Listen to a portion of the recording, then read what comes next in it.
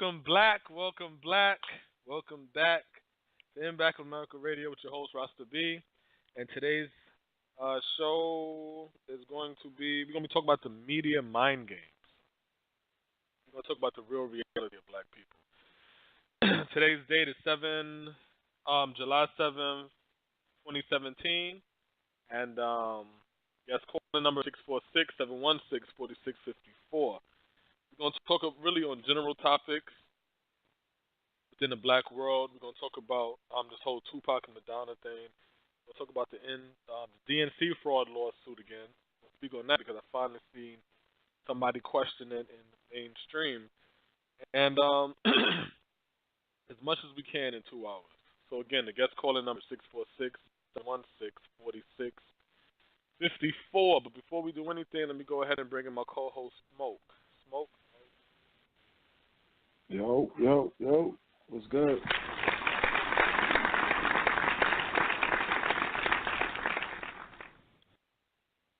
Shit, man. What's going on, man? Another Friday in the building. You already know. You know how it is. Back for another week. Yeah, I'm using a mic right now, so I'm wondering when that shit gonna work. You know what I'm saying? Yeah. But hopefully I'm sounding good and I'm sounding clear and all that. I hear you. Man. So I hear you. 444, man. You got the hit album? Yeah, I heard that joint. Nah, that shit kind of whack, yo. Nah.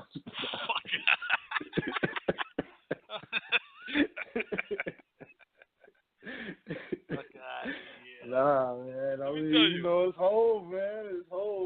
And you know me, I'm listening to that shit.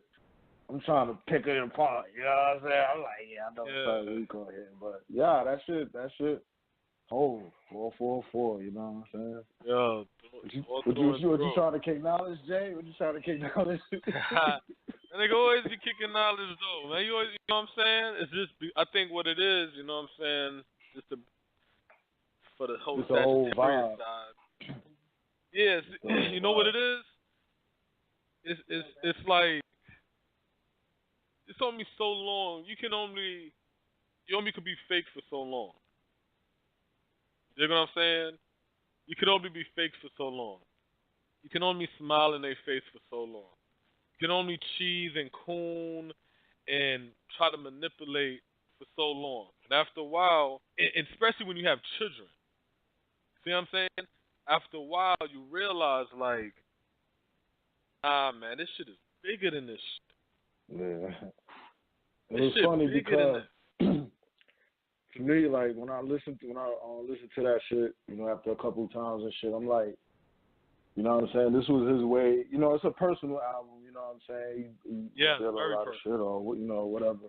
He normally is private. So, you know what I'm saying? You got that one part. Then you got, like, the political shit. And what I was thinking, I was like, this kind of like his way of saying fuck Trump. You know what I'm saying? It's like the messages that he giving and shit. But I was listening to, what is it, Volume 3. And like on the Volume 3, they just had uploaded it to the music stream, and I'll be listening to. So they had added it this past week or whatever. So I'm listening to it. I ain't listened to that album in a minute. And like, you know, he got the Hova song, little interludes or whatever, like the intro. Then, like, you know what I'm saying? I think it's on the second one. I think it's the second one.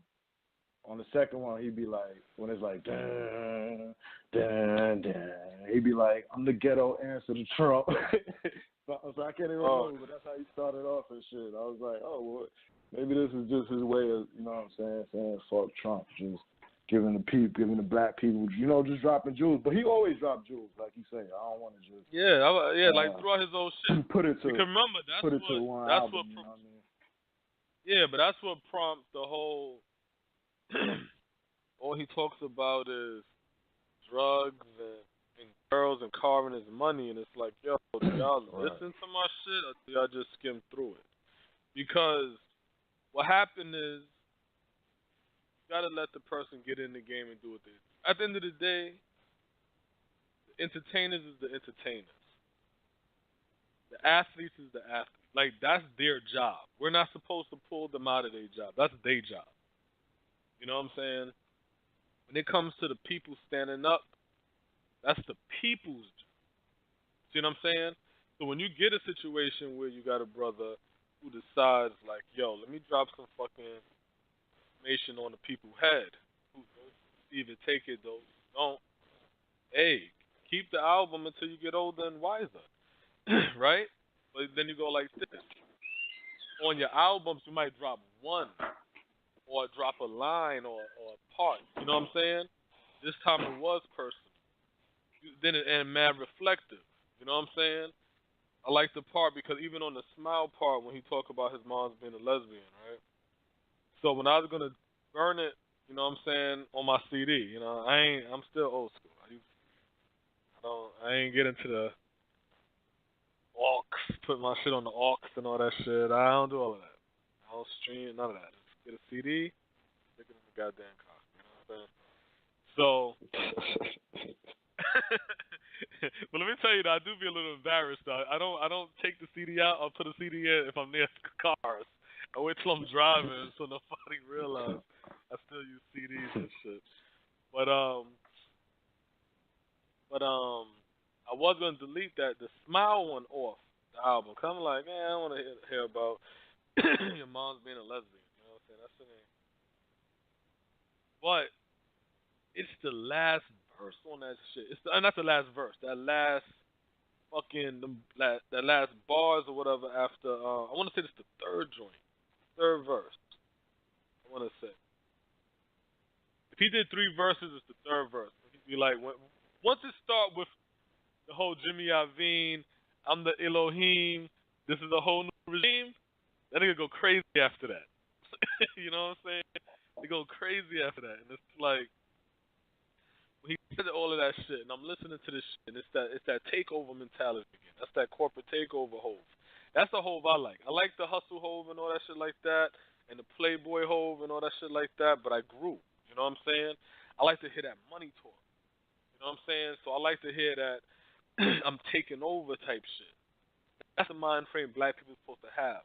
We got a mind frame of, man, I got money, I'm comfortable, man. No.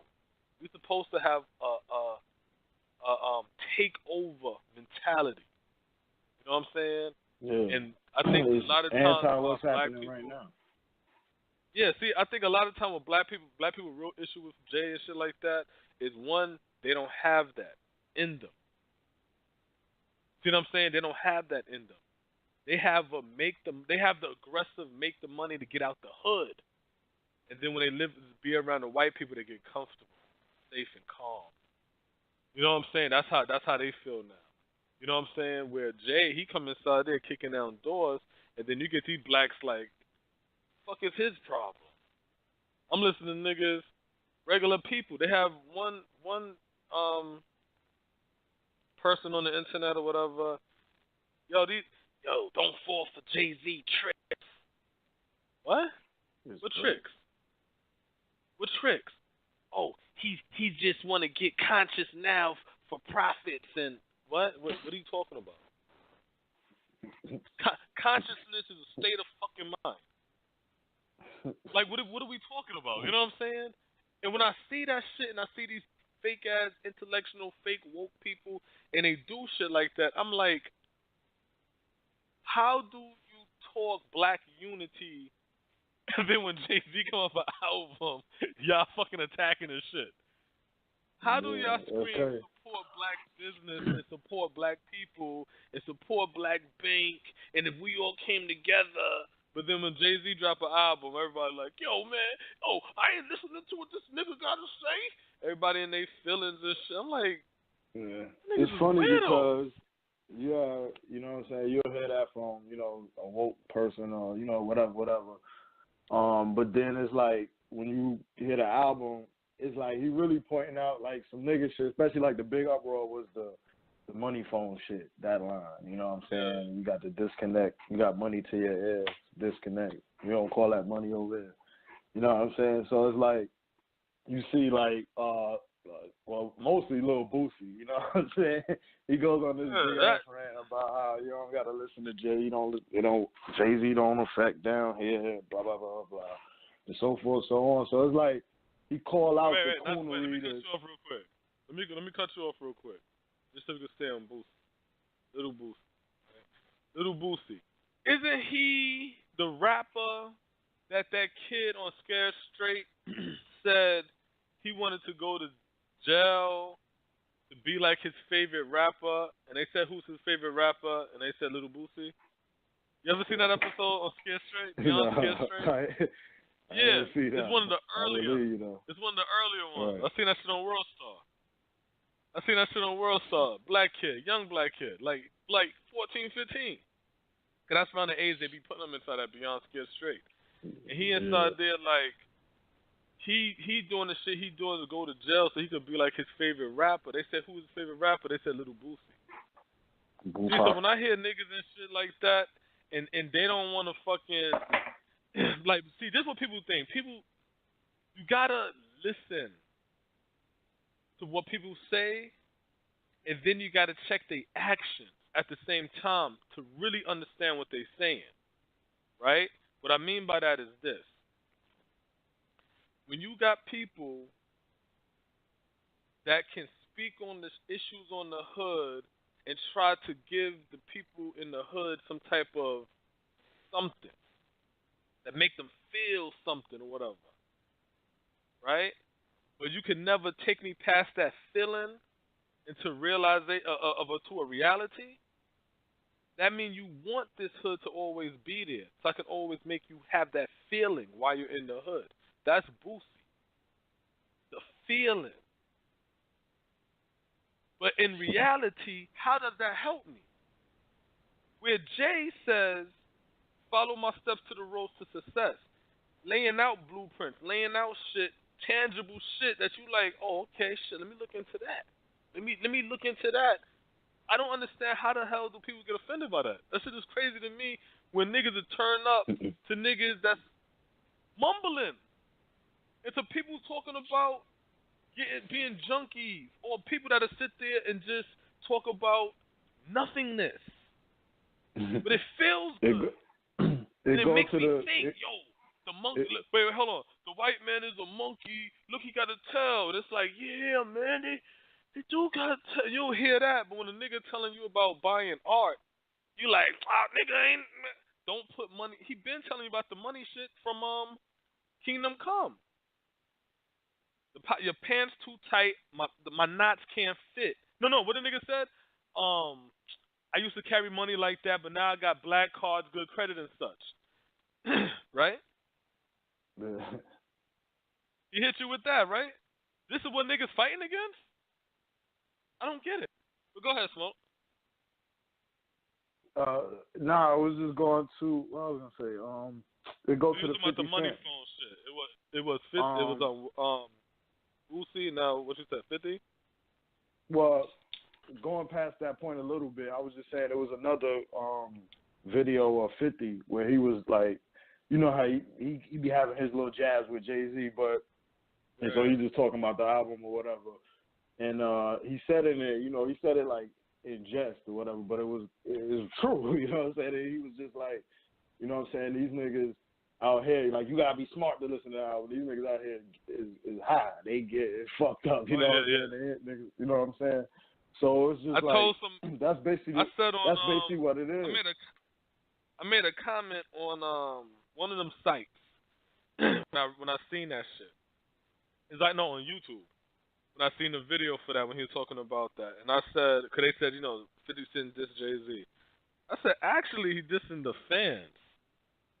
Yeah, he didn't diss. He ain't dissing Jay-Z. You know what I'm saying? Just to add on to what you just said, he ain't really dissing Jay-Z. He saying, y'all niggas are too stupid to get the game this man giving y'all. Yeah, it was a sideways compliment. That's all that shit. Like a sideways, we're a compliment. Well, peep this, though. That's why I say a lot of times, like, you got to really pay attention to what the fuck is coming out of niggas' mouths. Because, see, being from New York, One thing we learned was you had to read people. What's a common saying? You hear more from what a person not saying. Mm-hmm. You know what I'm saying? Like, these are skills that you have to develop. You see what I'm saying? Because people will say shit, and you'll interpret it one way while they talking about a totally different situation. Yeah. So that's how that shit is. Sure. Even with the OJ shit. This nigga says, you know how he says, you know how the Jews getting bread? How they own all of this shit? Good credit. Not blowing their fucking money in strip clubs and acting all stupid and shit, getting their shit together. Being serious, passing generational wealth. What they say. Now it's a big controversy in Jay-Z Jewish friends sticking up for them. Yeah. Now here's the funny part. That comment is anti-Semitic, right? Because somebody's right. So that comment is anti-Semitic, right? Okay. So when the Lock said, you should do what we do, stack chips like Hebrews, and they blooped out Hebrews, that was anti-Semitic too? By just saying you should stack your fucking chips? So y'all not even peeping the real message. They don't want you to stack your chips. So when you listen to these so-called black people, intellects talking, telling you about your consumer power and holding your money from spending unless they respect you, then you'll spend with them. They don't know what they're talking about, and they caught up in a fucking media mind game. Two examples, right, Smoke? The Lot, all about the Benjamins, and that's all about the Benjamins, right? Yep. We should do what we do. Yeah, that's all about the Benjamins. Yeah. What you want to be? I want to be ballers. Basically, want shit. Yeah. All about the Benjamins. And think about it. And it's a banger. So you could have been inside and that was a hot line. It wasn't like it was one of them throwaway lines where you just danced over, hummed over it. You know what I'm saying? That was the one that you screamed that one out loud. So that would have had a whole generation. You should do what we do, stack chips like Hebrews. Oh shit, you know what? Yo, let's stack these chips, yo. No, they start blooping shit. They don't want y'all to know that. They want y'all to keep y'all consuming. Why? So they can eat off of you. And here's the funny thing about the Anti-Defamation League, right, Smoke? What's the hook for the OJ story?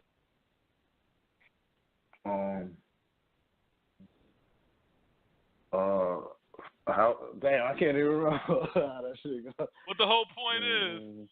Nigga, full nigga, house nigga. Still nigga. And here go the Anti-Defamation League. Hey, that's racist. You said that Jews stack their money and have good credit. But what's the hook? Nigga. Still nigga. Wait a minute. That is racist. Oh, my bad. No, I was saying nigga as a point. No, not the nigga part. You say more niggas if you want. Don't you ever say that Jewish people own stuff and save their money and buy property and pass it on to the generation. That's racist. Oh, wow. Ain't that something? This is the fucking psych game we dealing with right now. This is a psychological game that we dealing with.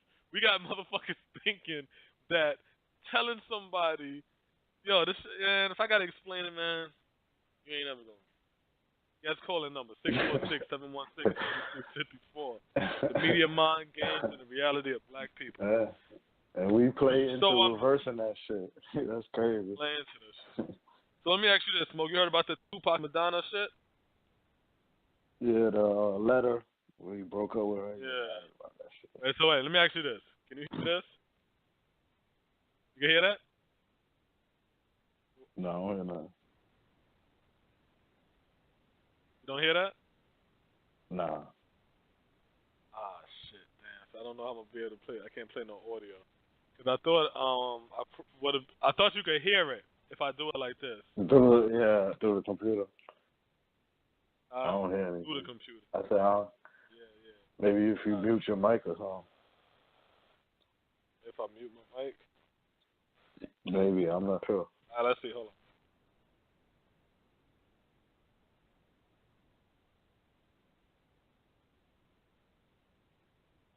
Heard anything? Nah. Still no. Nada. Alright, it's all good though. But so basically they saying with the whole Tupac Madonna shit. You heard about that shit?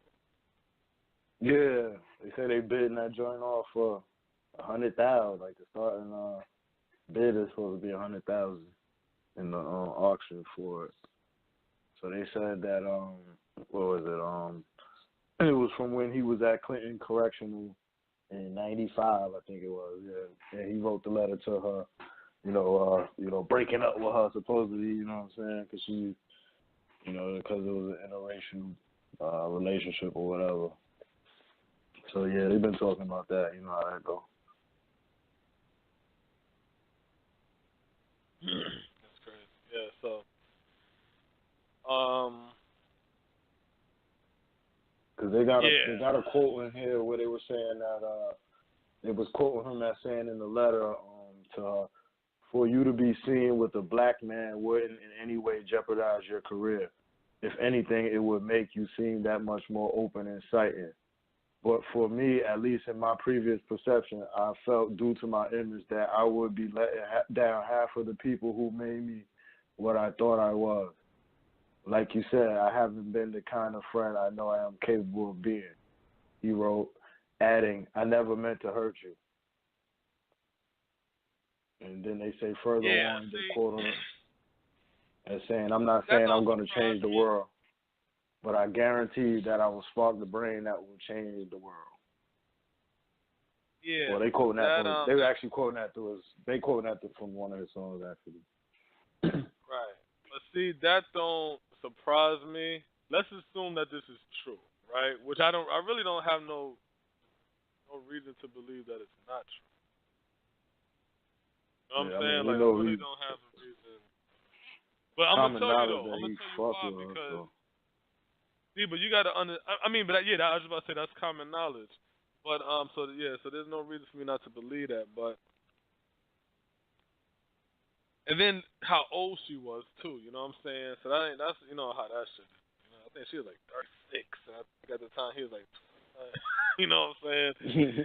And Zoe Williams already talked about how Madonna she like jumping on black dick. So there's no real reason to think that it's not true. You know what I'm saying? But then that's also is what I mean when I say you gotta watch people talk and they action. See what I'm saying? A lot of times we get caught up in this conception that because a black person, especially a dark-skinned black person, is speaking that black talk that you need to hear, or is an actor playing that role, that's who they are in real life. And what I try to explain to black people, because I'm seeing this shit happen again, so it's even easier for me to understand. A lot of these black people that's angry at white people, if you hear black people angry at white people, these are black people that want to be around white people. That's something I learned as I got older. Because when I was young, like Tupac, nobody gonna understand the struggle unless you was caught up in that. It's an era. In that era, shit was separate, and black people knew who the fuck they was, and where we stood on the totem pole. You know what I'm saying? Like we had like you would have seen two black men about to fight, and you'll see a black woman come out of nowhere and shit like, damn brothers, you know what I'm saying? Don't you know this what the white man want us to do? Kill each other, and that literally would calm down a tension. You know what I'm saying? Like I done seen it with my own eyes. You know what I'm saying? You might see you see random black men wearing dashikis and wooden staffs. This is Brooklyn I'm speaking of. You know what I'm saying? I don't know how it was everywhere else. I'm just talking about Brooklyn. When I was a kid growing up in the early 80s. So It's like it was that era, and when you grew up, all you really knew was black people was being oppressed. This is how it was, taught when I was young. Black people was being oppressed by white people. Government is against us. The white man have his foot on our neck. Because I literally believed that there was figuratively speaking, white man who had his foot on our neck. And black people was powerless. You know what I'm saying? And the police brutality and killing us and all kind of shit like that. So you develop a hatred for white people, right? But then what happened is during that time, all you saw on TV was white people, white girls, white singers, white dudes. You know what I'm saying? And shit like that. Like all you saw was white people. The commercials, all that shit was overly like if you watch them old commercials back in the day or television programs with the commercials in it, oh my god, that shit is so white. It's like it make your eyes hurt. No colors, just white. You know what I'm saying? Like that's how it was. So what happened is a lot of these guys grew up wishing they were white. You understand what I'm saying? Like I remember being a kid listening to people ask me, "Yo, you never wish you was white?" I used to be like, why the fuck would I wish I was white? You know what I'm saying? Like, the streets. But I remember these were things back in the early 90s. This is when I'm like 9 and 10 years old. You know what I'm saying? In the early 90s. And I'm like, I used to have people ask me that. You never wish you was white? You never wished you was white? That's how the programming was. So I can understand a Tupac dilemma where he gets into now Hollywood where he's always been in the acting shit. And if you're doing acting and all that shit like that, guess what? They teaching you to open up. They're teaching you to open up within yourself and with other little weirdo shit. And guess who you're around? Nothing but white people. So then when these white people now see something in you and decide, you know what, I'm going to fund this kid. Because this is what it basically is. Damn, you know what, this kid seems like he got a future or whatever like that. I want to sponsor this kid. How we look at it is as, wow, this white person really care about me. Wow, I've never been taken care. Because during this time, you gotta understand, nigga, the drug game, the whole drug epidemic, that shit is at its peak. The destruction of the black community is at its peak.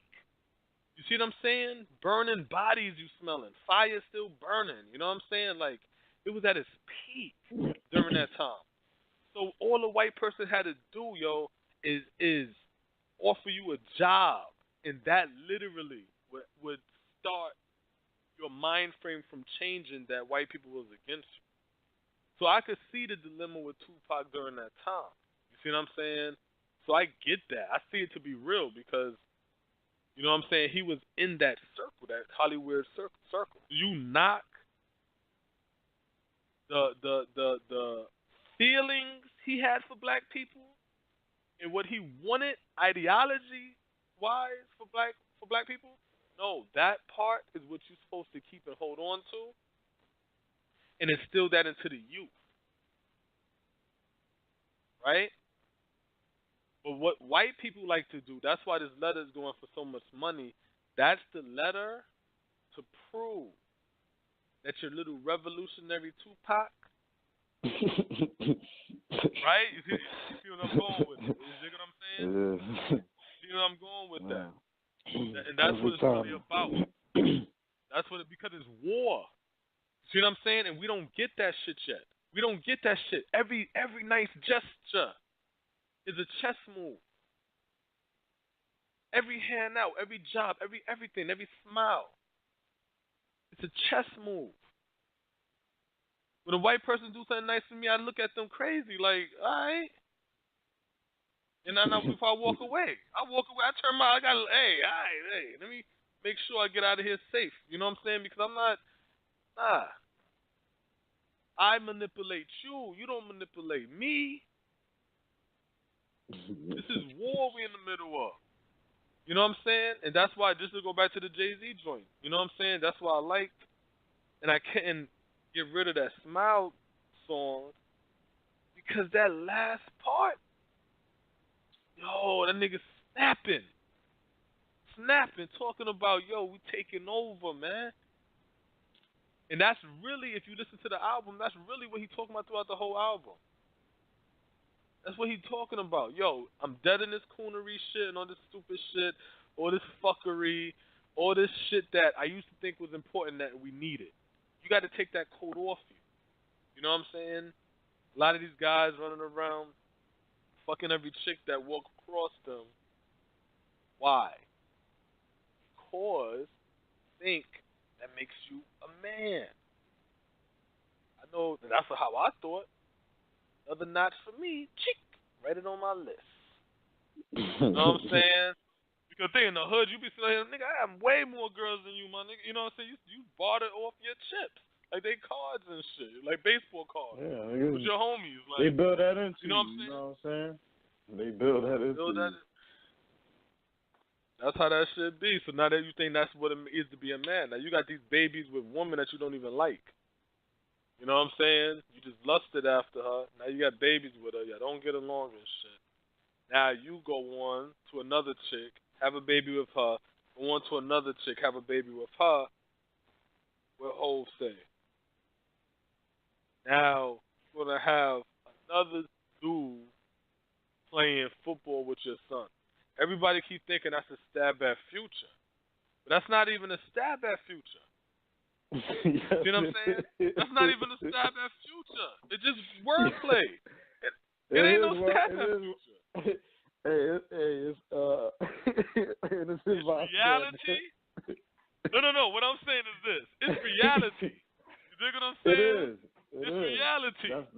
But it's like, how is it a stab? It's reality. That's like if I fall and bust my ass and somebody like, don't bust your ass like Rasta B. Don't, Jay nigga. Is the double, Jay is the double entendre king. You know what I'm saying? That's what he could have said. Gut check. I ain't gonna lie. He could have said chef. He could have said. He could have said kickball. He could have said Nah. It wasn't. No. Nah, that wouldn't be. It wouldn't be official enough. That's official. Like, God damn, you know. That's, what like, I'm saying is that he alluded to him. It's some real information, so it's not like, it's like a diss. It is what it is. The nigga's playing football with his son. Like, that's what it is. He got the jersey on, taking pictures on the field. So it's like, that's really what it is. But But it is the double. It is the double because he's talking about himself. He exactly. he fucking up. Could have ended up being just like this nigga here in this situation. That should have will trip the fuck out. But then you would think black men will listen to that. But that's what I'm saying. You would think black men will listen to that shit and say to themselves like, damn, that's what it is. But that's what I keep saying. It ain't for you to get the information and now, yo, I'm about to change. No, listen, that's your life. That's your life. Take the realization and then pass that on to your sons and teach your sons like, yo, you don't want to have a whole bunch of baby mamas and shit like me, yo. You dig what I'm saying? You can't change the fact that you got baby mamas. You got to do Hell no.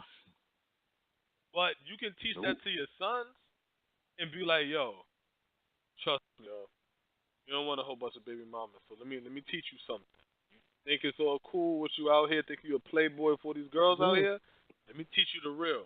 I thought I need to be out here screwing every girl out here? Nah, yo. You want me exposing yourself to disease and motherfucking babies and shit like that you don't want. You know what I'm saying? Find you someone that's nice, a real problem hold it down, in the hood. get you some. Yeah, but that's a real problem in the community. What happened is we end up having this weird mentality of, well, shit, I got 5 baby mamas. You know what I'm saying? Going on to my 6th baby mama. How can I tell my son not to do it? Easy. Sit down and talk to his ass. Yeah. Give him the real. Give him the real. Listen, I'm still going to go out here and do it because I'm wired that way. But it's my job to make you better than me. You know what I mean? That's it. And here's why, all that's relative. sticking with your one chick, you know what I'm saying? Having your family set up, busting all these joints down, being all out, wilding out, you know what I'm saying? This is a story I saw when I was just logging in and shit, you know what I'm saying? Just quickly looking through stuff on CNN, but it's on a couple other outlets too. This STD is becoming smarter and hard to treat. Gonorrhea is becoming harder, in some cases impossible to treat with antibiotics. The bacteria that causes gonorrhea are particularly smart. Every time we use a new class of antibiotics to treat the infection, the bacteria evolve to resist them. And it's saying that it's 3 superbugs, the bacteria that cannot be killed by the best available drug. And it's three different forms of gonorrhea. And right now they're in Japan, France, and Spain. So yeah, I glanced and seen that story somewhere. Yeah, so, it's just going on to give the stats. 78 million people worldwide are affected with gonorrhea. But, I mean, the point being is that, there's all this crazy shit going on out here, all these diseases. You know what I'm saying? Stick in with your family, you know what I'm saying? Get your woman, you know what I mean? Hold it down. I mean, it ain't a measure of a man or how many women you got and how many baby mamas. And, I mean, that ain't really proving shit. And for most of the older men who've been out there, who've been around, we all know that more women equal more trouble. So, you know what I mean? We got to learn to be smarter. So the thing I love about the whole album is it plays in our purpose here, which is kind of which is breaking the narrative. You know what I'm saying? He is clearly doing that with a lot of things that he introduced. Not really introduced, that he brought up in his album, you know what I mean? So that's really what it's all about. And the thing that's frustrating about it is you'll see that where it's like, okay, we got somebody on some different shit, you know what I'm saying? And this is an album, because you got other rappers that's, they conscious and all of that. But Hov is he's the largest artist in rap. So it's like, everybody's seeing him, everybody's listening to this, everybody's downloading it, you know what I'm saying, and so forth and so on. So you'll see the frustrating part is you'll see us, just going back to the Boosie with the money phone shit, is we'll fight to keep the stereotype alive, to keep the coonery alive, you know what I'm saying? Because, before I even saw the Boosie interview or whatever it was, you know what I'm saying, live stream, I was saying to myself, if you're just doing the money phone, that's what you do, you know what I'm saying? It's you're going to keep doing it. It's all right, I do the money phone, okay, you know what I mean? You're just going to do it. You're not going to make a big issue out of it. You're not going to have hurt feelings about it. You're just going to do it. It's shit, I ain't cooning. I'm putting up my little money. That's what I do. This is why I do it. You're going to just continue to do it. But it's just that it's a bit of them knowing that they cooning because your feelings hurt. You know what I'm saying? You saw Future, he putting in money. It's yo, why you? It's just a line on the song. Why you even feel so strongly about having to come out and stand against that? If it's just something you do, you ain't cooning, then why you so mad? So it's just funny that we'll just fight against when you see somebody break a narrative or change the outlook on something. You'll see us fight publicly to bring that stereotype back, to bring that narrative back. Hold up, Jay-Z, what are you doing? Don't try to be smart. Don't try to tell us not to coon. Don't do that. What's wrong with you? You know what I'm saying? And you hear that from motherfuckers. You know what I'm saying? It's just break the narrative. That's what I love about it. That's why it's important to be able to know what you're listening to, because if you do, you're literally going to listen to people say, we still want to make these niggas coons. We still want to coon on the gram and influence black people backwards. See what I'm saying? We want black people to fail. We want to influence and keep singing the songs of destruction for black people. What are you doing? Stop hating on us. We getting paid for this coonery shit. And it's like, you'll hear that and we don't even get it. We'll sit there and agree. Yeah, Jay hating ass nigga. Yo, you don't even hear that. He's telling you that he want to keep you dumbed down. You know what I'm saying? Then somebody come with the lyrics. Well, didn't you say you dumbed down your lyrics? Right. Now I'm elevating and you bitching. Like, what the fuck? What are you talking about? You know what I'm saying? So it is what it is. Now check this shit right here. You know what I'm saying? Guess calling number 646-716-4654 in Black America Radio, media, mind games, and the reality of black people.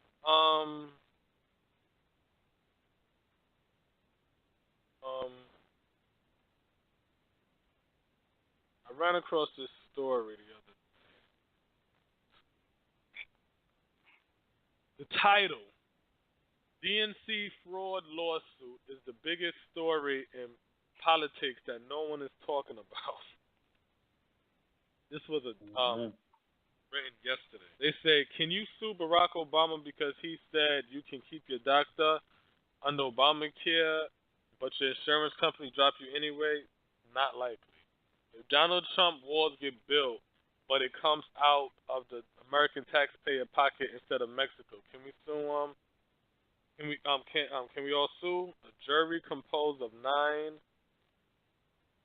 Sonia Sotomayor's with presiding judge Camilla Harris wouldn't even convict on the case. Why? It is almost impossible to sue political parties, politicians in America because of our inherent cynicism about how politics actually work. Judges are loath to get involved in intra-party squabbles, and the law tactically assumes certain amount of shadiness, lying or whatever, trickery. Almost an important voters expect any legit political. Okay. In June of 2016, Jared and Elizabeth Beck filed a lawsuit in Florida against the DNC, Wilding versus DNC Services Corporation. I know why I knew that. Known mostly online as the DNC fraud lawsuit. The case has slowly wound its way through the courts, but have picked up steam in 2017 as court transcripts and allegations of intimidation has become public. Plaintiffs have filed a class action lawsuit on behalf of 3 classes of people, arguing that the DNC must return all donations given in the 2016 cycle to Bernie Sanders donors, DNC donors, and Democrats in general. Why? They claim the DNC defrauded donors in the 2016 primary by failing to remain during the contest. Article 5, Section 4 of the DNC bylaw states, charter, chairperson, the designated vice chair as provided for in Article 2, Section 12B of the bylaw, or the next highest ranking officer of the National Committee present at the meeting shall preside. Section 4. The national chairperson shall serve full-time and shall receive such compensation as may be determined by agreement between the chairperson and the DNC in the conduct and management of the affairs and procedures of the Democratic National Committee, particularly as they apply in the preparation and conduct in the presidential nomination process. Chairperson shall exercise impartiality and even-handedness as between the presidential candidates and campaign. The chairperson shall be responsible for ensuring that the national officers and staff of the Democratic National Committee maintain impartiality and even-handedness during the Democratic Party presidential nomination process. Beck and Beck cite the hacked emails from WikiLeaks as evidence of Democratic Party leaders tampering with the primary process. Few people are surprised that the Democratic Party leadership favored Hillary Clinton in 2016. New DNC chair Tom Perez admitted as much in a fraudulent slip during a speech earlier this year. Some of that was to be expected. Hillary Clinton was a Democrat in good standing. Bernie Sanders was not a Democrat and was like essentially the ally who showed up 3 weeks before a protest march expecting a leadership position because he brought his dad pickup truck. However, the core of Beck and Beck's argument about fairness is bolstered by DNC lawyer Bruce Spiva, basically giving the shoulder shrug plus come at me, bruh defense to the allegations of an unfair primary. During the April 25th hearing, he states, the court, wait, let me make sure. So it goes, the court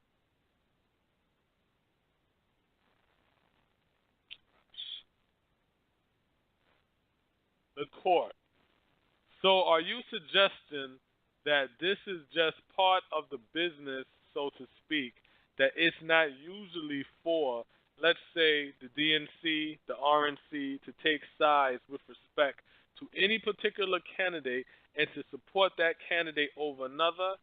Mr. Spiva. Well, I'm not suggesting that that is par for the course, Your Honor. But what I am suggesting is to have those kind of allegations is the rough and tumble of politics.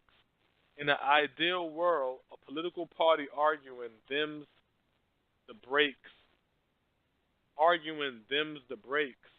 about electoral integrity would be worthy of pearl clutching, but we don't live in an ideal world. I don't think anyone can argue that the DNC treated Sanders fairly.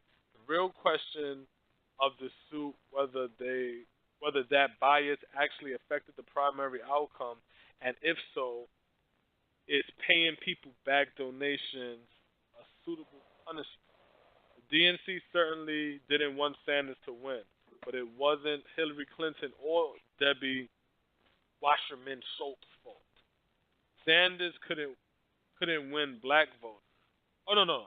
They say the DNC certainly didn't want Sanders to win, but it wasn't Hillary Clinton or Debbie Wasserman Schultz's fault.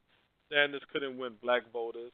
Over 40 who are kind of necessary to win in Southern primaries, and he couldn't turn passion into votes. The DNC lawsuit wants this to be Bernie Madoff, but it might just be deflating. Yeah, the Patriots probably cheated, but they were going to beat the Ravens. Colts and Seahawks anyway. That's not a good look for the DNC, but does make them pay back donations solve the problem? And then they go on into the story. So the whole point of that is they don't speak DNC lawsuit that's going on. You know what I'm saying? That's what's interesting. So here's the media mind games now, Smoke. That's the reason why I read that story, so I could get into what the media mind game is. So the media mind game is Maxine Waters, D.L. Hughley, the View, any CNN, MSNBC type shows. Oh, Donald Trump is a clown. Oh, impeach. Oh, we're looking into Amendment 25, and we're going to do all this to try to get him out. And they're going to talk, and everybody, yeah, get him out. What I keep saying. Everything he wants, he's getting passed through. So what's going on? So there's a DNC fraud lawsuit going on, which tells you what? DNC is in shambles.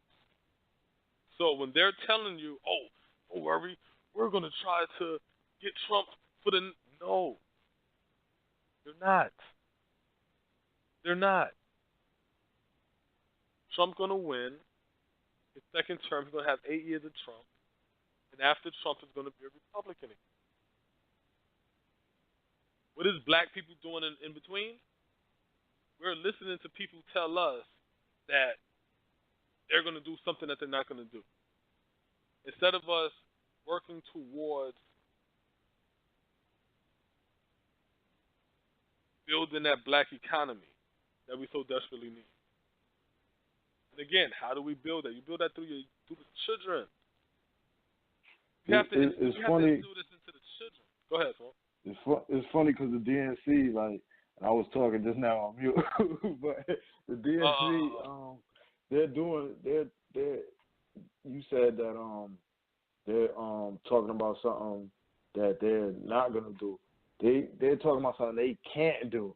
Because let's say they did get Trump out. Let's say they got Trump. Let's say he got impeached.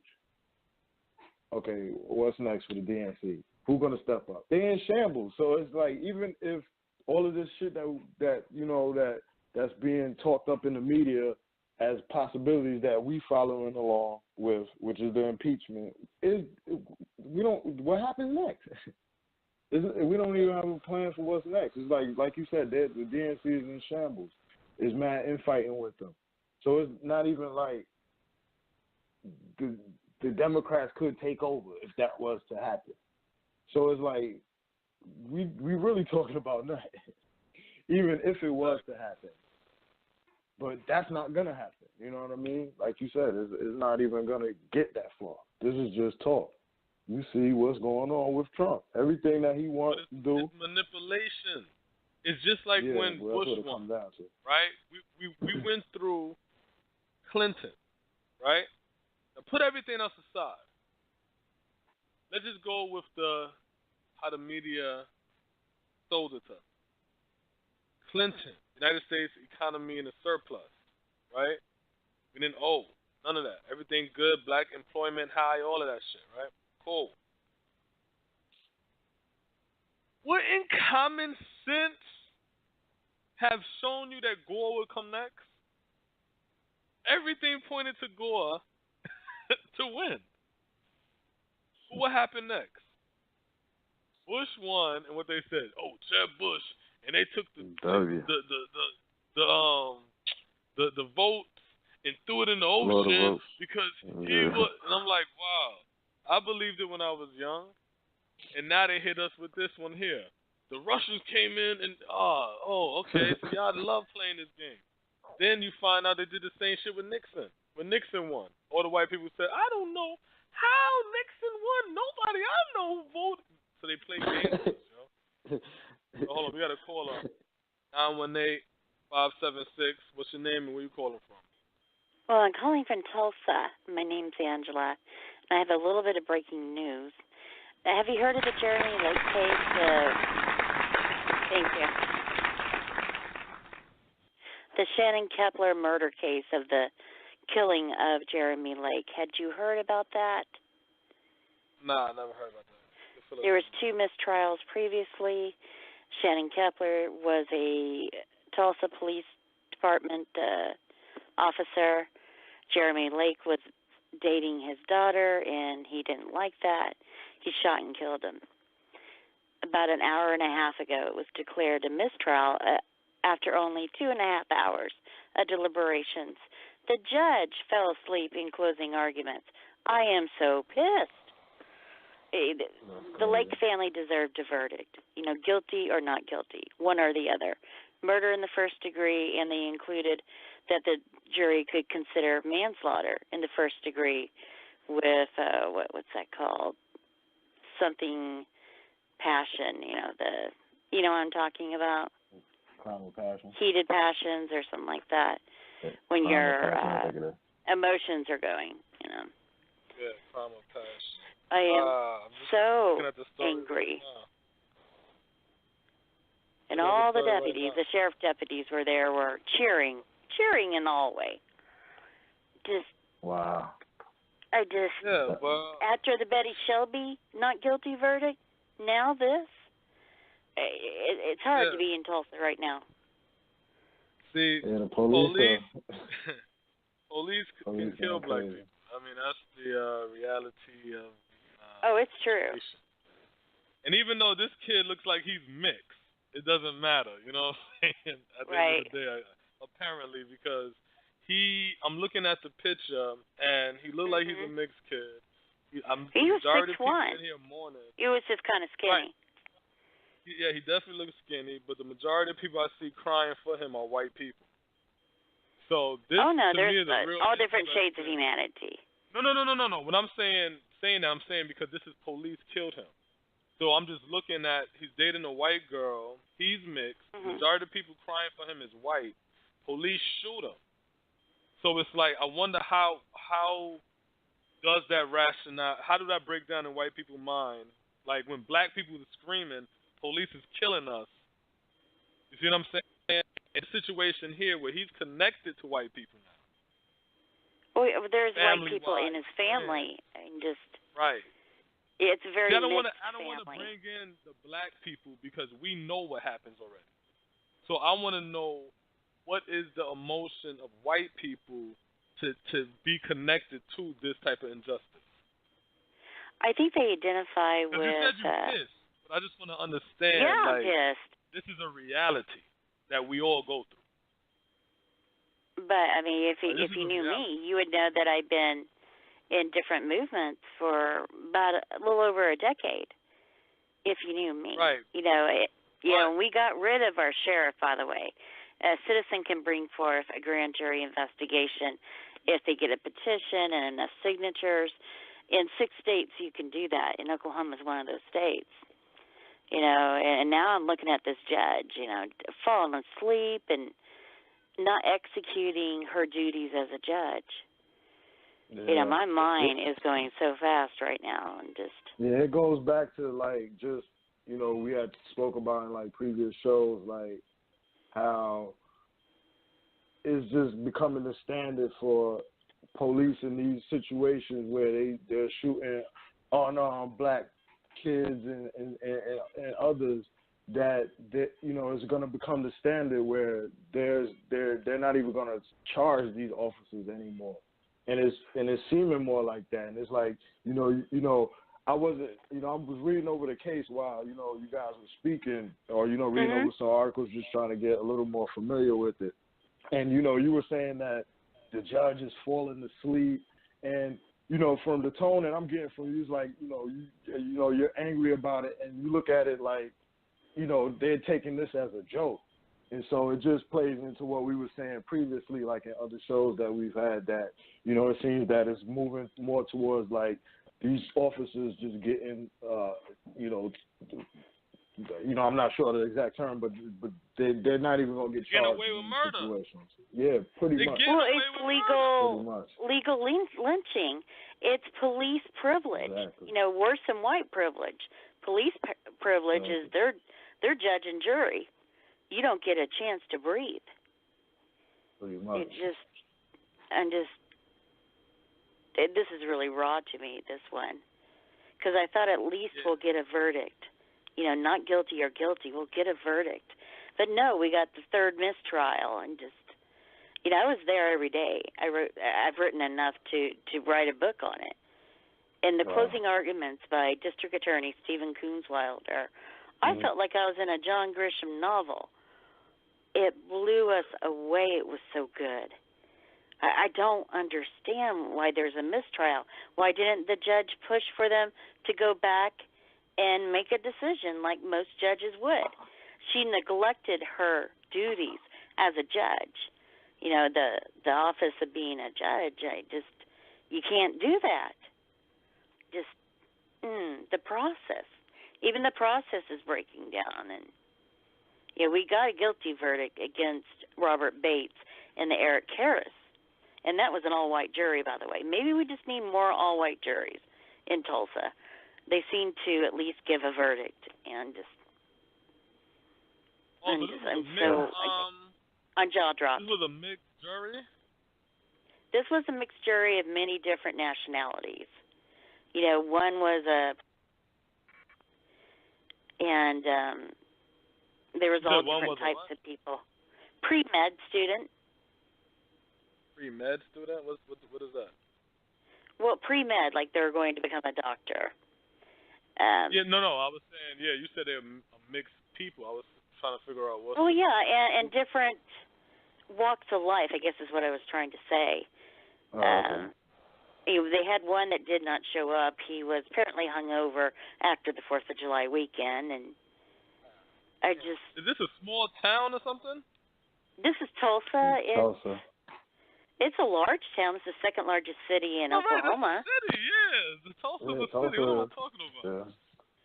Yeah. But as far as some different nationalities, some of them are not registered to vote, or the jury selections, when they send out a summons, maybe they don't have the right address for the person, and that's an issue. That's a big issue. And then the racial makeup of Tulsa it's more white than the minorities for the time being. I think at one point we'll have more Latinos than whites. I think that's coming in a few years. There was one that looked like he was from India. There was an Asian lady. There was a African American woman, or I think maybe she had a couple different.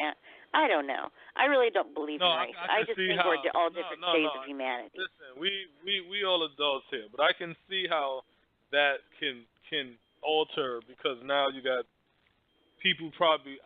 I can't think of how other people would think, but there's no way you can read the story and in a verdict isn't like this is. I'm looking at the story, and this is the craziest shit. I never even heard the story, and it's crazy. It's like, but I'm not tripping because the cop got off, because police kill black men all day. So unfortunately, that's our reality. But this story right here is crazy. But hey, it is what it is. So let me ask you a question. Sure. Do y'all have a opioid issue in Tulsa amongst white people? One of the major reasons why people get put in prison in Oklahoma is because of meth. We do have an opioid problem, but meth is still a larger problem. And we're number one in the nation for female incarceration. We were number one in the world for that, too, That's interesting. That's some interesting stuff. Well, thank you. What's your name again? My name's Angela from Tulsa. Was there anything else you wanted to ask? Because I was at the Betty Shelby trial. That was Terrence Crutcher that she killed. And I've been on a lot of these trials. That's we helped crazy. we did get rid of Sheriff Galans. He was just Well, you evil. know what? Well, let me put you on hold to get this other caller, because I might have some more questions. All right. I like. Caller, 864-340. What's your name and where you calling from? Peace, love, Black African Power. This your brother Equaneve. I'm calling from South Carolina, brother. Peace, brother. Peace. What's going on?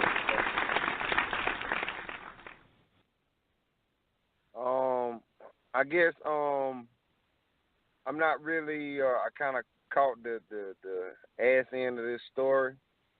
But if it is, I'm pretty sure it's like all of the rest of the stories that we hear all too often, from Oklahoma to South Carolina, where I am, North Carolina, Georgia, everywhere up north is happening. And even with this lady talking about Tulsa, Oklahoma, it kind of takes me back because I was looking at the race riots of Tulsa, Oklahoma, 1921, and that is a history in which this America, the same America that lets these cops, or which they weren't cops, or they were always deputy sheriffs, but they used to be the deputy sheriffs of the slave patrol. And if you see the badge is, almost damn near the same badge as they wore during those times of the slave patrol. And, of course, it reminds me, like, again, from city to city, even though we say we have made it, or we're getting better jobs, we have the most black judges, we coming from, after having the highest ranking here in America, a quote-unquote black president, and to say that, we are treated so unfairly, so unjustly, so inhumane, You understand? Like I was speaking with a brother on last night, and he said the Dred Scott, the Dred Scott case had never been overturned. And inside that, we see where this same government, the same system that is allowing these European cops to get off, we see them. It's the same thing as it was. They were the keepers. Thomas Jefferson, he had slaves. This same America benefited off of the pain and the hurt of us as African people. And the reality is that when we talk about white privilege is the thing that is sustained by this unfair treatment to African people, by this constant sweeping under the rug, the wrongs in which the Europeans mainly have done to us as an African people. And therefore, we are brought to a situation where that sore, it never did get a remedy. We never did take that sore to the doctor and get it repaired. That's where they talk about reparations. This is a thing that has never been repaired. So therefore, I don't see us going or advancing anywhere, especially in this America, until at least we are considerably having this conversation by a lot of these Europeans that us as black people we like to take up for. I hear a lot of black people there hold hands and say, hey, we are the world. But a lot of these Europeans, they wouldn't put their lives on the line in order to make a better day for us as black people. If that were the majority case, then we would see us as a black people getting some relief for these years and years of damage and harm that we have received. We will be getting, some type of reconcile. But we don't. We kind of, like I said, again, we kind of sweep things under the rug, all to be presented with the same situations as in the day of Emmett Till. And so I know I'm not at a place wondering, well, hey, why is this happening? And like I said, even from the 1921 race riots, Tulsa, Oklahoma, that was a very inhumane thing that America did, even where they allowed dynamite to be explosives to be put on this town. The National Guard. You understand? These are quote unquote. Don't forget, as the buildings burned, shooting women and children as they ran out the house, shooting them. That's right. So either you ran out and got shot, or you had to run back in and burn to them. That's right. See? And you got to remember that scar and that pain that they put on us. We have to get past that, because Black Wall Street did rebuild. And it wasn't just Black Wall Street, it was a lot of these black towns. And these black towns represent economy. And as long as we have an economy, we have. But if we don't have an economy, we're always going to be subjugated to the things we're going through, because now we're beggars. That's the true meaning of being a second-class citizen in America. It doesn't matter how white people feel about you. You know what I'm saying? That's how I feel. It doesn't matter how white people feel about you. If we have an economy and I can go to my own movie theater, then guess what? I don't got to worry about being discriminated against when I walk in. If I can go to my own vacation and lodge, if I can go to my own liquor store, if I could go to my own restaurant, if I could go to my own school and send my children to school, I don't have to think, I hope they ain't got no pervert in there who might be molesting some children or something like that. You know what I'm saying? Because the public schools might have a different rule the way they ought. No. This black school right here, I know everybody here have the best interest for the youth, because in our studies, we understand that the youth is our next generation. And the stronger youth coming up is the stronger generation moving forward. And when we have this ideology, we have no problem. But once we move into another people's society, then we have to play by their rules. So once we move into this white man's society, we then have to play into their classism. Because this is how the real game goes. In America, this whole game have nothing to do with black people. This whole game is between rich white people and poor white people. But what happened is, black people, we're pawns in this game. We're here too, because we was worked in this country. But if the way the breakdown was, it was the elite whites, the bankers, who paid and credited poor whites to enslave, or if we use modern terms, manage the black labor. Then you had dirt poor whites that wasn't worth a damn, who they left to rot on the side. You know what I'm saying? They end up being, hey, they can end up getting hired to be slave catchers and like grunge work type shit. That's how they are. Once this slavery system broke apart and we was able to rebuild towns and stuff after Reconstruction, white people decided that, you know what, these guys had enough. They need no more protection. They start withdrawing troops that was protecting blacks in the South and allowed white people to just decimate their whole shit. The reason why they was able to decimate it is because of economics again.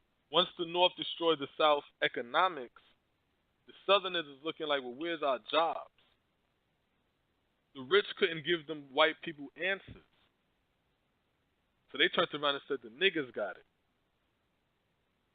So now you got a whole gang of hungry ass white boys, and now they coming for your shit. Put that in the same example as black people. We living in the hood. Everybody in the hood like, yo, I heard that nigga got all the bread in his house. Everybody, and they got a target on you. What do you think they're gonna do? They're gonna do the same shit them crackers did when they were lynching and burning down our towns. So then a lot of us end up running, leaving the South now, going up to the factory jobs and working on factory jobs, try to rebuild the situation again. And once we start to rebuild economic power, what happens is the poor whites,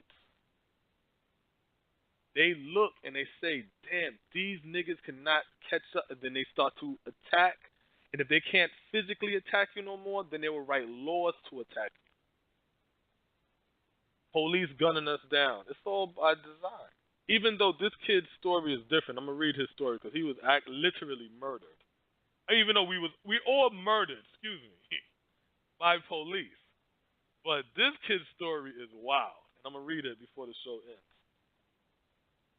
So now we come to the conclusion, well, why are we fighting to have our own when this is America and we built America? So then we start to fight to be a part of their structure. So once we started to fight to become a part of their structure, we then begin to follow their rules. So we start to follow their classism, their sexism, their racism, their ageism, and other isms. Isms means oppression. So we end up taking those on. That's when you end up getting colorism. What the fuck is colorism? That's some shit we made up, which is really racism within the black community. That's really what colorism is.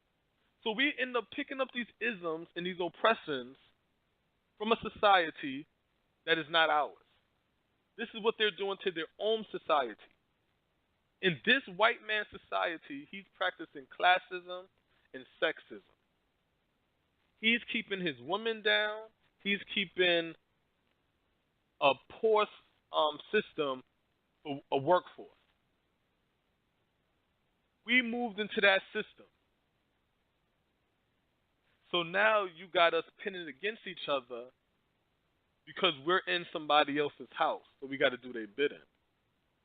We have to sacrifice ourselves, especially us 80 babies. Educate the babies on their next steps moving forward And we have to build a foundation to pass on to the babies. Foundation meaning money. Foundation meaning property. Foundation meaning structure.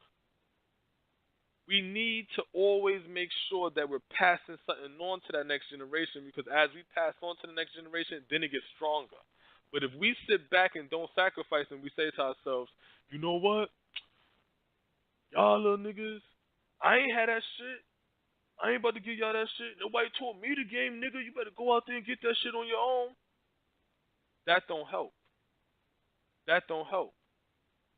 I went to jail, nigga. My father went to jail, nigga. You gonna go to jail, nigga. I was blood. He was... Nah, man. We gotta break these shits. And then that's how we get stronger generations, stuff and things of this nature. But I got another caller. Caller 404-324. What's your name and where you calling from, caller? Hey, this you got in Atlanta. Hey, you got in Atlanta. What up? Hey, you got... I think it was like 2 callers ago, the one from Oklahoma.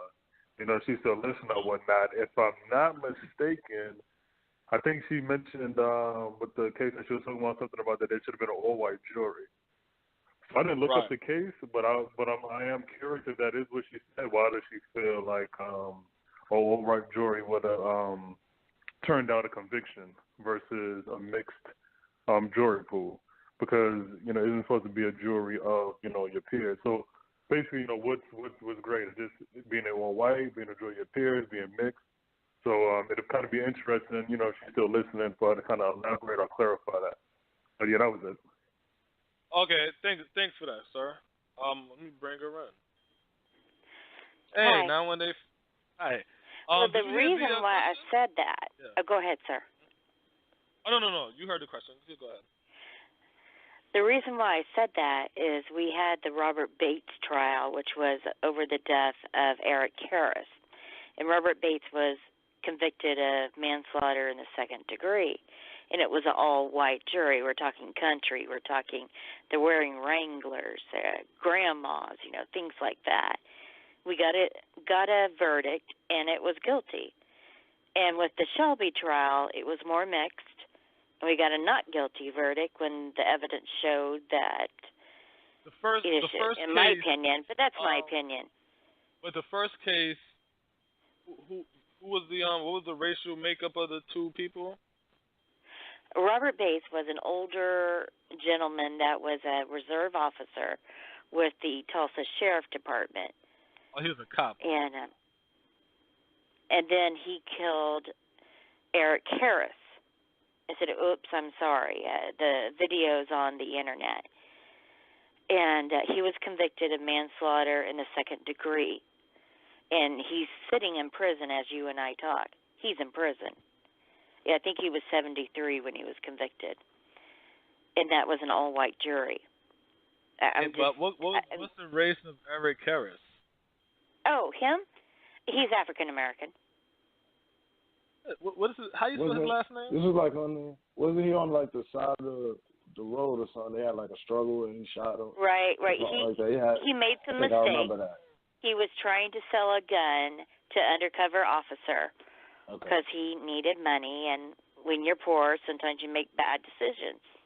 And then he ran. He realized something wasn't right, because you can tell in the video that you see him like there's something not right in this.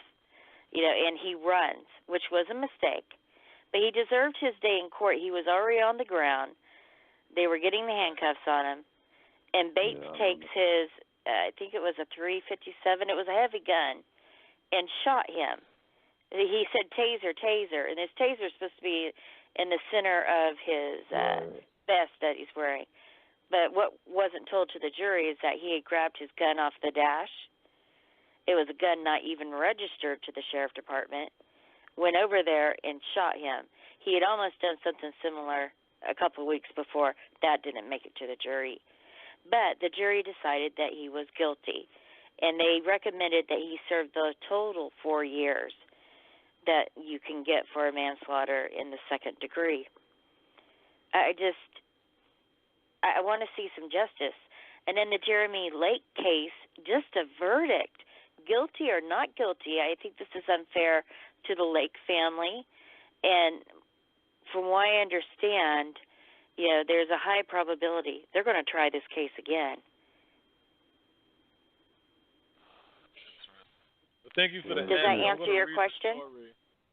Yeah, it actually does, because I remember the case with the guy who was selling the gun. I remember he ran, and the guy that shot him was a reserve cop deputy. or something. I think he paid, deputy. He paid his way up. Oh my gosh, he paid them so much.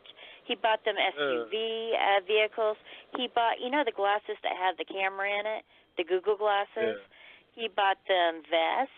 He took them on fishing trips in the Bahamas. It was insane. I mean, that man.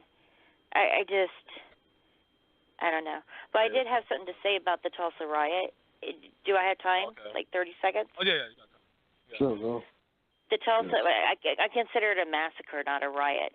The number that they say were killed is underinflated on purpose. They think it's about 3,000 that were killed, 60 city blocks. In 1921, close your eyes and envision Tulsa as being the richest city in the world. Not Berlin, not London, it was Tulsa. In World War I, Tulsa supplied 2/3 of the oil that was needed for that war. We're talking a lot of money. And in this environment... Pardon? I forgot they had oil. I forgot all about that. Oh, yeah. Yeah, I mean, we're talking about an oil-rich city, kind of like Dubai. It's very wealthy. That is what Tulsa was like. The buildings were going up so quickly. Art Deco architecture. That's mainly what we have because we grew in that area. And then there was a lot of jealousy of some of the people that came back from World War I, that the Greenwood, Black Wall Street was so affluent.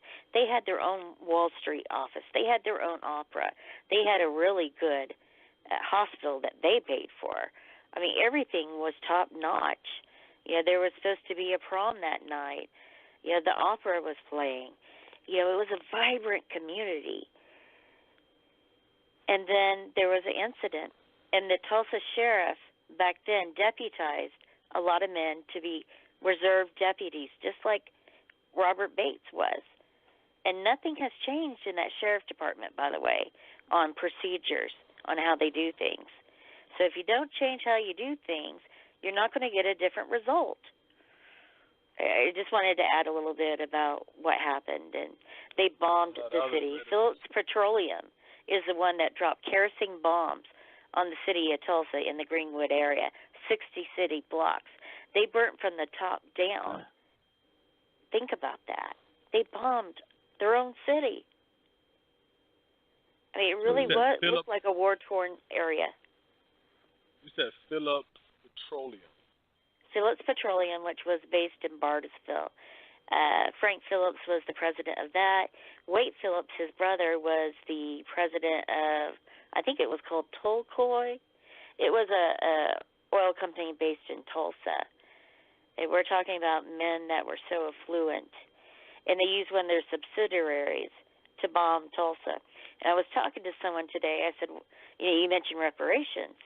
I said, why doesn't the city of Tulsa sue Phillips Petroleum? Because murder, there's not a statute of limitations. And they did all that damage. They could get the monies and give it to the families for scholarships, for the young people to go to college, or even rebuild Greenwood, not gentrify it, which is what's happening now. If you go to blackwallstreettimes.com, I have some friends that started that. It's a really good online publication. It's just a couple months old. blackwallstreettimes.com. You might like it. There's some good articles written by people in the community. It's not gentrified. Street spelled out or ST? Yeah, Black Wall Street, and then Times, like a paper. blackwallstreettimes.com. You might like that and find some local information. Because we still talk about reparations. And, I know I'm white. I mean, I get that. But, right is right and wrong is wrong. Why not? That's what it is. Right is right and wrong is always wrong. Mhm. That's right. Is it ST Times or Black is Wall it Street STREE? Times. Black Wall Street Times with an S on it. I guess it would be with an S on it.com.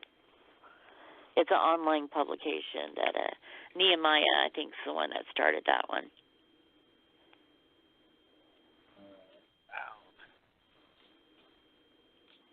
And pretty soon it'll be the 100th anniversary of that massacre. Yeah. That's crazy, that whole story. I'm trying to get the page. Even machine guns. Did you know they put machine guns on top of the buildings to mow down anyone that came out of the houses? Machine guns. Yeah. Definitely. I mean, does that sound like a riot? No, that sounds like a massacre. That sounds like they're getting rid of a ghetto, but it was an affluent area. These were wonderful homes, hard work, the attorneys, doctors, all different levels of the community were in that area. 60 city blocks. A city block is big, square. Oh, it's the Black Wall Street Times. Oh, I apologize. Like I said, they just started it a couple months ago. I apologize. Yeah, that's for people. I'm glad you corrected me. Want to come in and so people can find it. Oh, okay, I got it. They just I'm guessing it's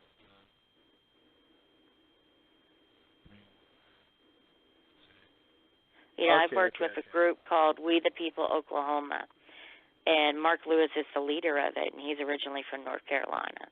I think he was just there a couple of weeks ago to show them how we did what we accomplished in Tulsa by getting rid of Sheriff Glantz and some other things that we've done. The power is to the people. If I recognize that I need you, you recognize that I need me, that you need me, there's strength in that. When we recognize we need each other. And from strength comes power. There's nothing like the power of the people, because the power of the people don't quit. That little saying, that rhyme. There's a pastor that always says that. I just love that saying. Yeah, that's that was the whole message of the Black Panther Party. Was it? Is that where it came from? I mean, I love it. I thought that was so great. Oh, no. I was just saying this, the power to the people. You know what I'm saying? For all the people. So that was what the whole message was about. So that's what it is. But that's a lot of good information you gave on Tulsa, and I'm definitely be reading up and I'm keeping up on information, because a lot of times we only get what we can find, but to get it from the actual people, the residents, that's powerful. It is. That is definitely powerful. And we had our Juneteenth in Greenwood, and that hasn't happened for quite a few years, and it's been like at different parks, and they moved it to Greenwood, and it was wonderful. Did you know there's a black African-American anthem? Did you know there's one? Yeah, the Black Anthem, yeah. Yeah, see, I didn't know that. It was beautiful. A young woman sang it. Yeah. We try to slip it in there sometime. Cool. Singing it in the public.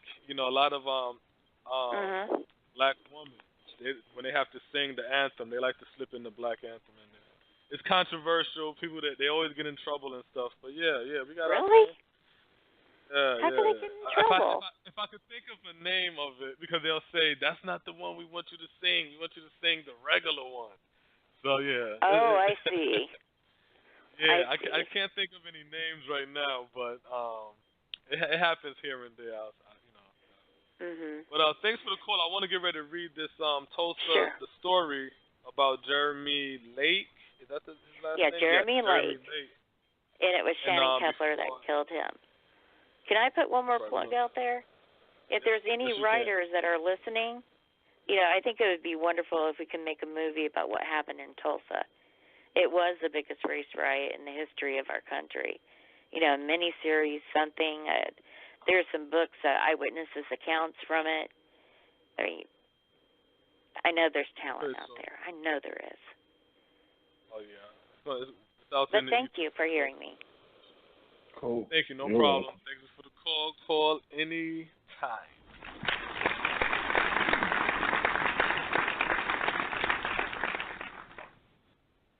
Let me talk. Let me read this story. I was reading this. This is.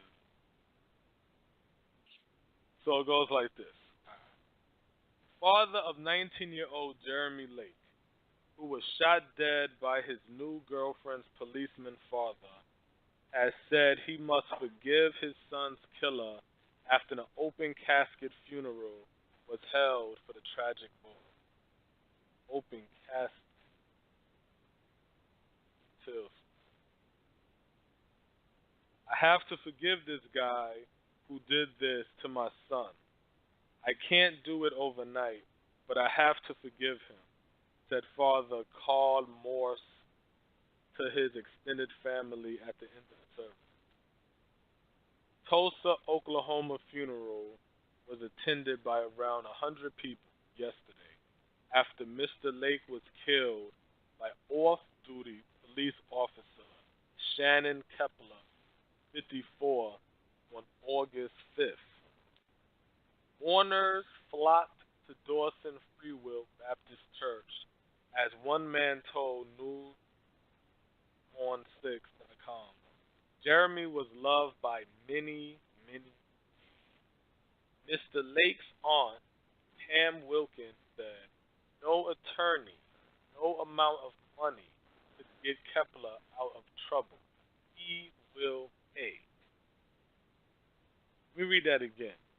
Mr. Lake's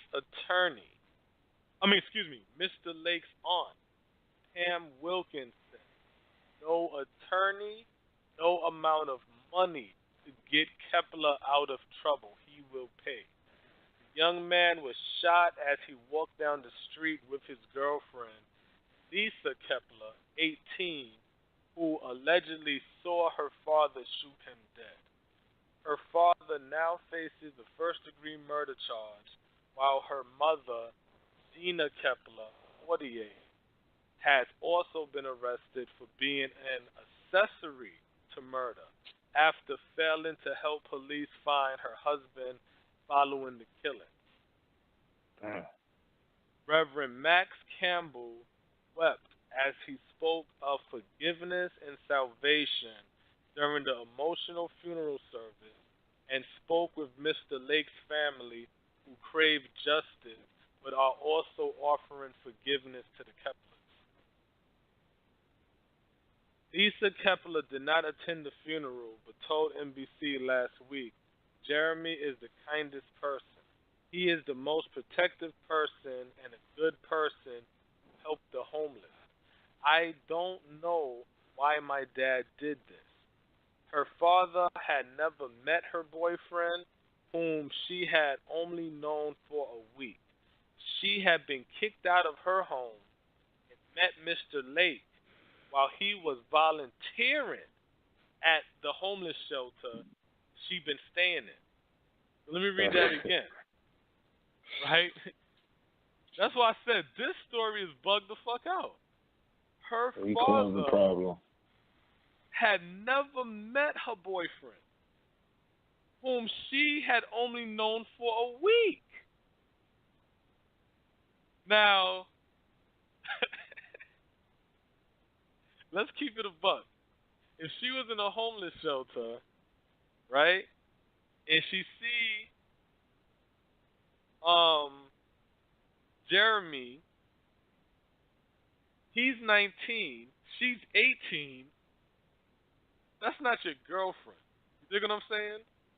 Yeah. That's a come up. That's a come up. Because she's looking at him like, oh, he's cool, I'm kicked out. You see what I'm saying? Yeah, she needs some place to rock. Somebody to rock with. That's all that was. That's just to show you how like, damn, yo. You know what I'm saying? Only a week, 7 days. Okay. She been kicked out. I wonder what she was kicked out for. Out of her home and met Mr. Lake while he was volunteering at the homeless shelter she'd been staying in. So it goes, He had offered her a place to stay at. Look, I didn't even read the whole bottom part of the story. Here we go. But I know how the game go. You know what I'm saying? He had offered her a place to stay at the home he shared with his aunt, and this is where the young couple were going. That's where the young couple was going when her father shot him. So he offers her a place to stay with his aunt, and as they go in there, he get killed. I really question whether or not they was even dating. You dig what I'm saying? Yeah, It might be being said. Yeah, it might be being said to make it sound like something, but this could have been a situation if he's the kindest. What she said about him in the earliest part of the thing?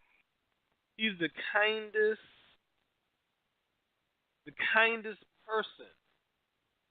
A good person who helped the homeless. So this is what he did, volunteer. He didn't even work there. He's volunteering. So that's showing, you see. A good kid doing his little extra curricular shit to help out the community. You got this badass old little white girl. She getting kicked out of her crib. I'm out of here. She probably was talking back and forth, communicating. I'm going. I have somewhere to stay. You know what I'm saying? Hyping it up. And Pop Duke came out there, and you already know. You know what I'm saying? It's like, it's crazy. It's when you saying, and who knows what the behind the scene, because that's what a lot of people don't really understand. A lot of times, they beefing. Look at the Trayvon and George Zimmerman. Look at the Trayvon and George Zimmerman situation. Trayvon leaves the house, goes to the store. On his way back, he talking to his homegirl on the phone. Right. He don't know the behind-the-scenes story is George Zimmerman like, yo, there's a guy, he looks a little weird, he looks like he might be high, he might be up to no good, but this kid don't know that there's a whole narrative being created about him that he is clueless about. All he know is, I'm walking back and this guy keeps staring at me. So in this case here, just like you said, she could have been having communication back with the father and amping shit up. You know what I'm saying? Want to throw in that the kid, because he's a mixed kid. He's not a black kid. Mm-hmm. He's not a light-skinned kid. He is a noticeably mixed kid. You see what I'm saying? So it's like, so it's not like this is some Jamal or Kareem, you know what I'm saying, or something like this. This is a kid that, you know what I'm saying, he mix and mingle and blend in that type of society. You see what I'm saying? So it's like he sees a girl his age range is living in a homeless shelter. You dig what I'm saying? He's like, yo, could think about this now, because you got to understand, Smoke being black, you understand certain key elements of stories. He said he stayed at the home he shared with his aunt. He stayed at a home he shared with his aunt. You see what I'm saying? Not his mother, not his father, right? Not his grandparents. He shared with his aunt. Why is that? That's a dysfunctional house, right? So that might have also been the reason why when he seen the girl Lisa, like, yo, you can stay with me. I know how that is. We all out here in this world trying to make it. You know what I'm saying? Like, yo, you can stay with me. So again, don't know the behind the scenes stories. What you saying to your pops as I'm walking. Because again, why this cop? Yo, he off-duty cop. He driving. No, he a cop. He gonna have his gun. But you just gonna off me? Like, what if I'm just, you know what I'm saying? You just off me like that? Like, nah. It might have been some behind the scenes for real. So it goes. Kepler turned up in his car. Okay, so it says he had offered her a place to stay at the home he shared with his aunt, and this is where the young couple were going when her father shot him. Kepler turned up in his car, and shot Mr. Lake 2 or 3 times. Tulsa Police Department spokeswoman Jillian Robertson said Lisa Kepler started to run and was also shot at, but the bullet missed. Man, yo. I don't know. This nigga savage, yo. Wow. The police officer fled in his vehicle, but later turned himself in. That's why there had to be some behind-the-scenes shit. Yeah. You see what I'm saying?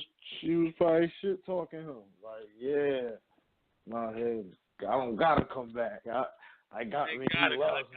He's gonna protect me. You're not gonna do nothing. You're not gonna come take nothing. You're not gonna do anything. You know what I'm saying? Like, over there like, what? Oh, okay, yeah. I got you. Killed the dude and bust one shot at her. Crazy. Yeah. So I really hope. Oh, so the police officer fled in his vehicle, but later turned himself in, which is bullshit because he fled in his vehicle. Police came into the wife. The wife tried to hide him and all that shit. He didn't turn himself in. I really hope they rot in prison for a very long time. Ms. Kepler said to local paper Tulsa World. Formal charges have not been filed, but Mr. Kepler is being held in Tulsa County Jail without bail because they know he's going to flee. And his wife was released after paying a $25,000 fee. Kepler lawyer Richard O'Carroll said that the officer planned to plead not guilty as he has a viable, if not perfect, defense. I'm a cop. I'm a cop and he's black. No, yeah, when I was glancing over the story, Savage. you know what I'm saying? I was like, wow, man, that is a fucking crazy ass story. That story wild as hell. So you know that, man, that was a crazy ass. So, yeah, so fellas, that was also watch these joints you picking up. You know what I'm saying? Everyone, it could be your life or death, man. Be more careful in your choices. Another reason to go back to, you know what I'm saying, slinging ding-a-ling from the east to the west. You know what I'm saying? Like, right. We have to have more control of us. Not speaking on this case, but speaking on being a man. We have to have more control over who we are as men because, we don't get second chances. Especially if Not at all. Not at all. So, man, that was crazy. So we got 5 minutes in, you know what I'm saying? Guest calling number 646-716-4654. The media mind game and the reality of black people. So, when I get into the reality of black people, what I mean about that is this. This is the reality of black people.